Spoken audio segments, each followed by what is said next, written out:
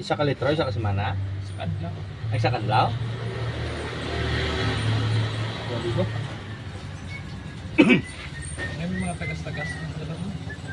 Isa ka litro, isa kadlaw. Titag pinang litro, 220. Isa ka semana. Kaya riyan nyo eh. Why ko nagsulat na eh? Malalo naman po yung malalo yung taklo ko. Okay, na pa lumbun ko.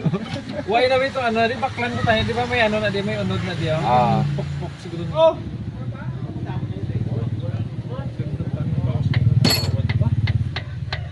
Ang mga nga isa kadlaw, isa ka quart.